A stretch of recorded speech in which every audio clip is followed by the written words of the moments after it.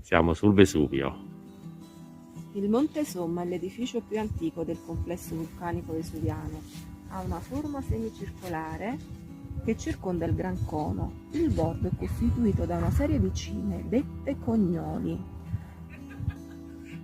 Il primo è il Cognoli di Giacca, Cognoli di Trocchia, Cognoli di Sant'Anastasia e Punta Nasone, che è la punta più alta del Monte Somma.